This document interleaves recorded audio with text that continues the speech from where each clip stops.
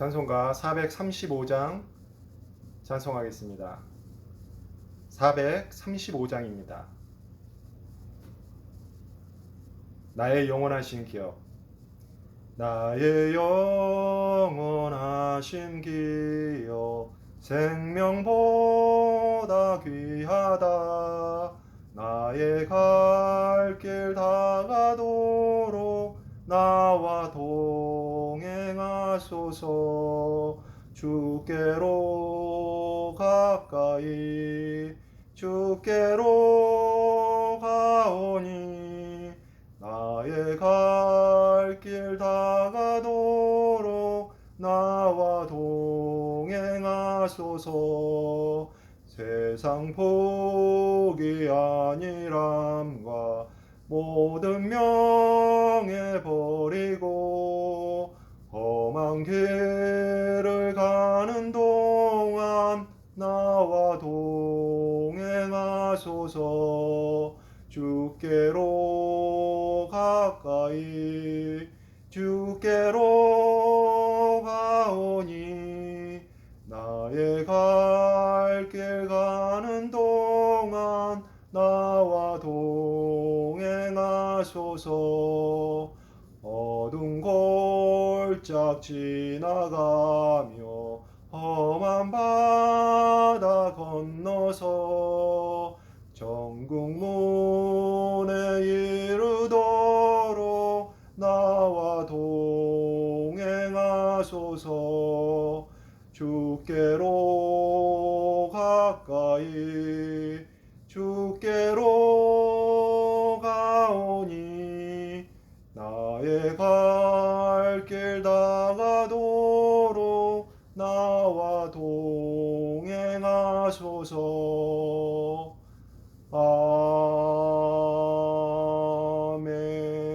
아멘. 오늘 하나님께서 주신 말씀은 에베소서 2장 1절에서 10절까지의 말씀입니다.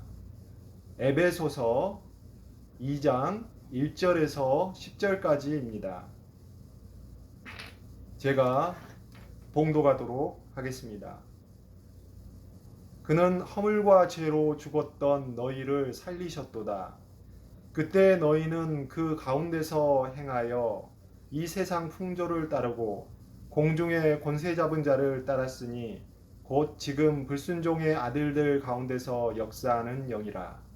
전에는 우리도 다 그 가운데서 우리 육체의 욕심을 따라 지내며 육체와 마음에 원하는 것을 하여 다른 이들과 같이 본질상 진노의 자녀이었더니 긍휼이 풍성하신 하나님이 우리를 사랑하신 그 큰 사랑을 인하여 허물로 죽은 우리를 그리스도와 함께 살리셨고 너희는 은혜로 구원을 받은 것이라. 또 함께 일으키사 그리스도 예수 안에서 함께 하늘에 앉히시니 이는 그리스도 예수 안에서 우리에게 자비하심으로써 그 은혜의 지극히 풍성함을 오는 여러 세대에 나타내려 하심이라. 너희는 그 은혜에 의하여 믿음으로 말미암아 구원을 받았으니 이것은 너희에게서 난 것이 아니요 하나님의 선물이라. 행위에서 난 것이 아니니 이는 누구든지 자랑하지 못하게 함이라. 우리는 그가 만드신 바라 그리스도 예수 안에서 선한 일을 위하여 지으심을 받은 자니 이 일은 하나님이 전에 예비하사 우리로 그 가운데서 행하게 하려 하심이니라. 아멘.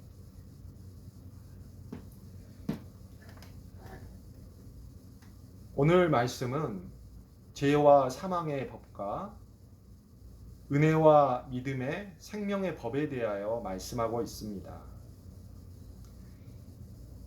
1절에서 3절까지는 허물과 죄로 죽은 우리의 모습에 대하여 말씀하고 있으며 4절에서 10절까지는 하나님의 긍휼과 사랑으로 허물과 죄로 죽은 우리를 살리신 은혜와 그 은혜를 받는 통로인 믿음에 대하여 말씀하고 있습니다.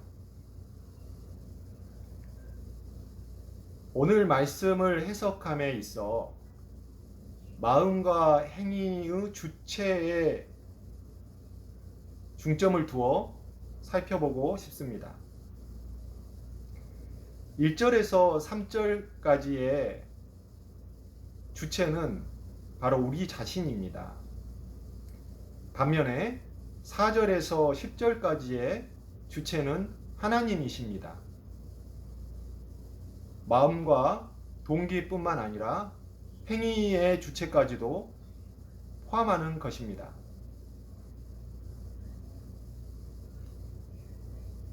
먼저 1절에서 3절에서 허물과 죄로 죽은 것은 누가 그렇게 한 것인가요? 바로 우리라고 말씀하고 있습니다. 허물과 죄로 죽었다고 했을 때 그 죽는 것은 누가 명령하신 것입니까? 하나님이십니다.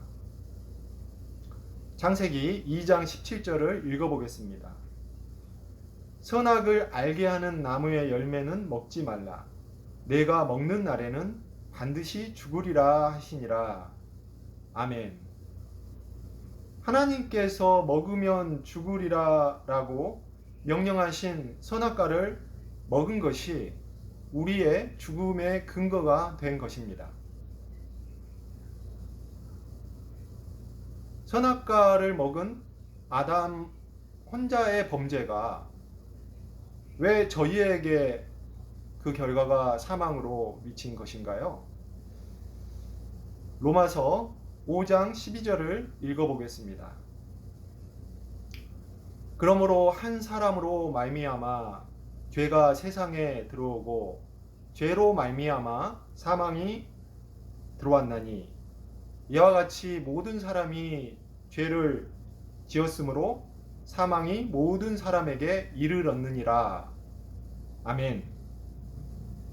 첫사람 아담의 범죄가 모든 인류에게 죄와 사망의 결과로 이른 것입니다.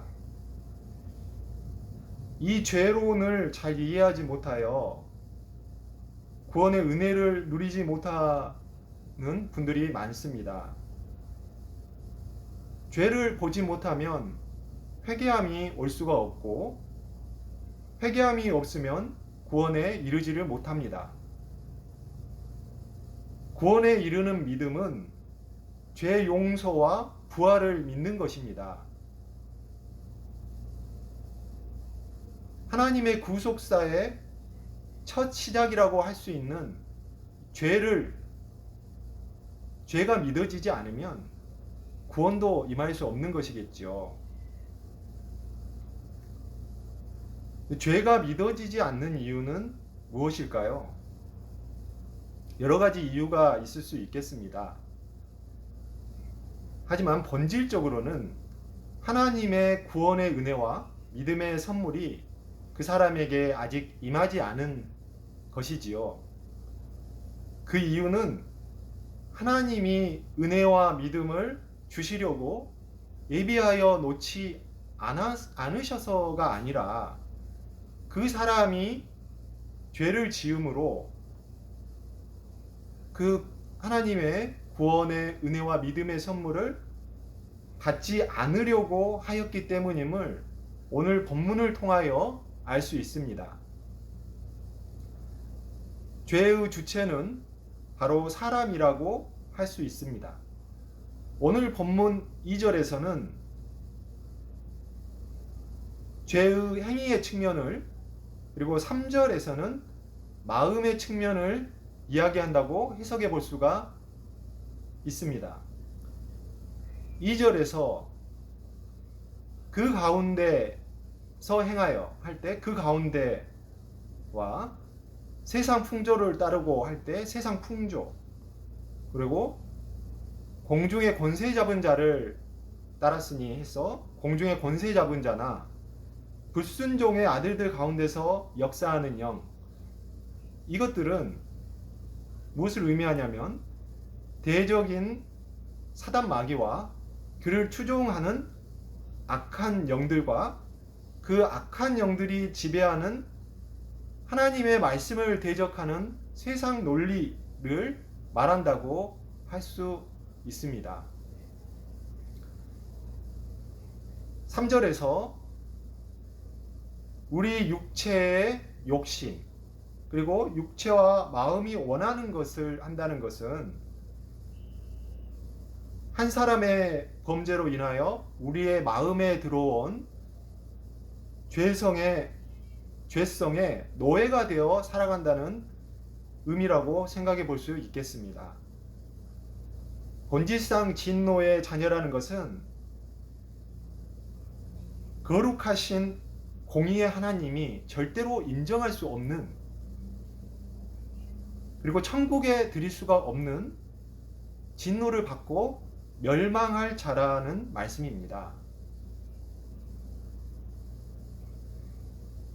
이처럼 죄와 사망의 주체는 바로 각 사람인 것이지요. 자유의지를 하나님이 주신 축복으로 볼지, 아니면 죄의 씨앗과 통로와 열매로 볼 것인지는 깊은 논의가 필요한 영역일 것 같습니다. 하지만 각 사람이 멸망당하게 된다면 그 근원적인 이유는 그 본인의 마음과 행위의 죄, 그리고 사단의 유혹에 넘어가서 하나님의 명령을 거부하고 불순종하고 선악과를 따먹은 원죄가 아직도 역사하고 있어서 하나님이 예비해 놓으신 구원과 십자가의 죄 사함의 은혜를 믿지 못함으로 아직도 그 죄가 본인에게 남아있기 때문이므로 결국 하나님의 부르심에도 돌이키지 않는 완고한 마음에 따른 스스로의 선택에 근거한 것이라고 보아야 할 것 같습니다. 다음으로 본문 4절부터는 하나님이 주체가 되신 긍휼과 사랑과 은혜와 믿음이 기록되어 있습니다. 하나님께서 허물과 죄로 죽은 우리를 살리신 이유는 긍휼과 사랑이며 그 자비와 은혜의 풍성함을 오는 여러 세대에 나타내려 하심이라고 말씀하고 있습니다. 이어서 은혜와 믿음이 우리의 아무런 공로가 없이 오직 하나님께서 선물로 주시는 것이며 그 이유는 우리의 행위에서 난 것이 아니므로 누구든지 자랑하지 못하게 하려 하신 것이라고 말씀합니다. 10절에서는 우리의 존재가 하나님이 만드신 것이며 선한 일을 위하여 지어졌으며 오래전부터 예비하신 것이라고 말씀합니다. 긍휼과 사랑과 은혜와 믿음의 그 동기와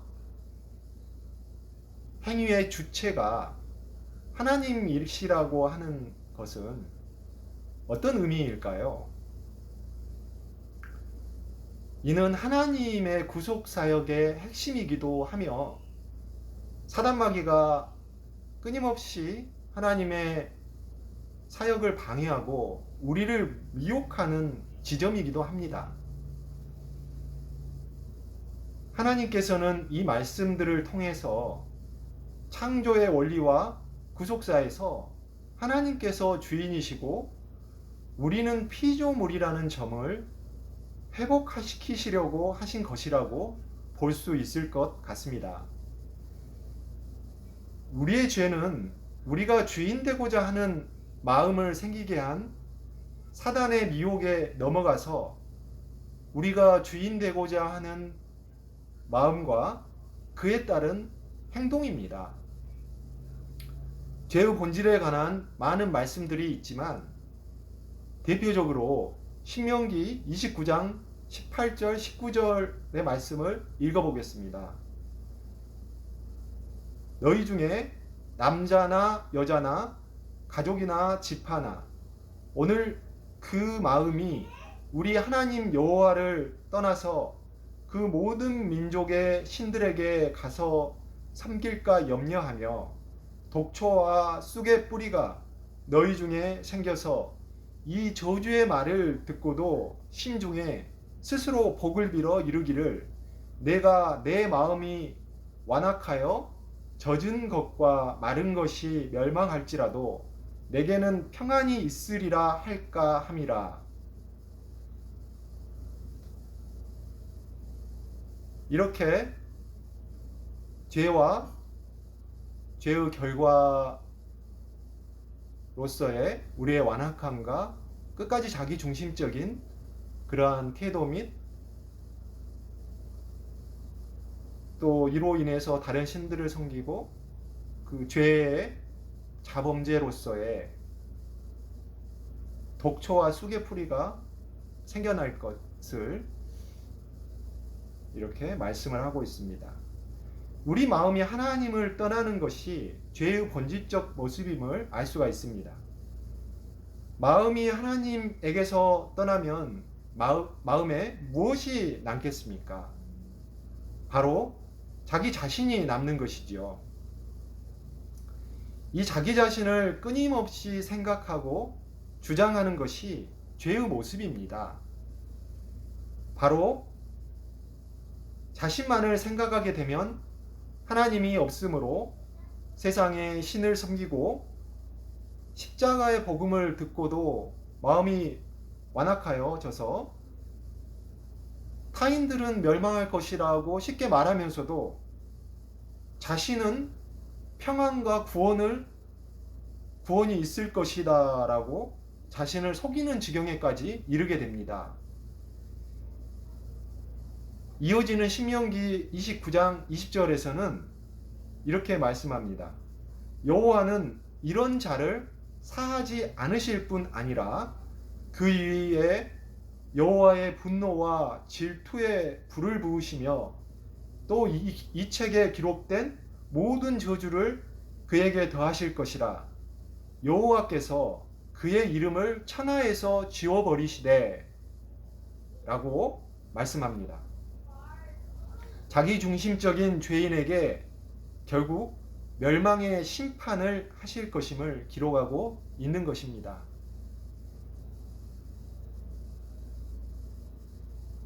구원의 복음이 자기 부인과 십자가의 도임을 잊지 말아야 하겠습니다. 누가복음 9장 23절을 읽어보겠습니다. 또 무리에게 이르시되 아무든지 나를 따라오려거든 자기를 부인하고 날마다 제 십자가를 지고 나를 따를 것이니라. 아멘. 자기 부인과 십자가의 도는 마태복음과 마가복음에서도 병행 구절이 있습니다. 이는 비유가 아닌 직설적인 화법으로 말씀하신 것이고요.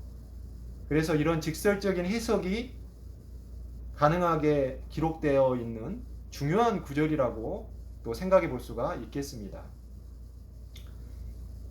자기를 부인하기 위해서 우리에게 필요한 것은 피조물 의식이라고 할 수 있습니다. 우리 자신이 피조물임을 잊고 자기가 주인 되려고 한 죄의 영향으로 우리의 마음에는 아직도 주인의식이 너무나 강합니다. 그런데 우리의 주인은 우리 자신이 아닌 예수 그리스도입니다. 예수 그리스도를 구원자일 뿐만 아니라 주님으로 영접하는 것이 하나님이 주시는 구원의 은혜이자 진정한 믿음의 선물인 것입니다.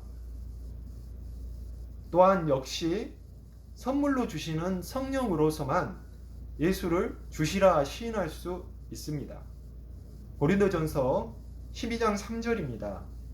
그러므로 내가 너희에게 알리노니 하나님의 영으로 말하는 자는 누구든지 예수를 저주할 자라 하지 아니하고 또 성령으로 아니하고는 누구든지 예수를 주시라 할 수 없느니라. 아멘. 하나님의 영, 성령 하나님은 예수를 저주받아야 할 자라고 말하지 않으며 오직 성령 하나님만이 예수를 주님이시라고 우리 마음을 감동하실 수가 있다는 말씀입니다. 대적마귀가 십자가를 뭐라고 합니까? 패배라고 미혹을 합니다. 그리고 자기중심적인 삶을 살라고 속삭입니다. 하나님은, 성령 하나님은 십자가를 승리라고 말씀하십니다. 우리도 자기 십자가를 지라고 하십니다. 그리고 자기중심적인 생각과 삶의 태도를 버리라고 감동을 주십니다. 자기를 버리시고 십자가를 지신 예수님을 저희가 주님이라고 부르며 그 삶을 따르게 하시는 것입니다. 이를 오늘 본문 10절에서는 선한 일을 위하여 지으심을 받았으며 사단 마귀의 영향하에 있는 세상에서 자기를 부인하고 십자가의 복음을 행함으로 전파하라고 예비하셨다고 말씀하시는 것입니다.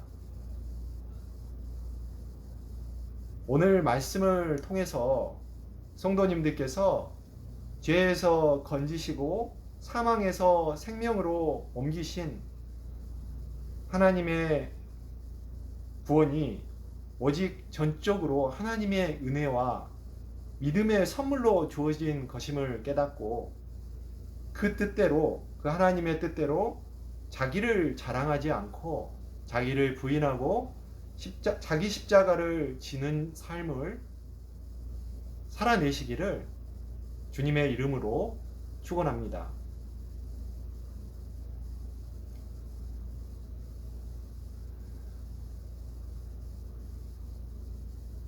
기도하겠습니다.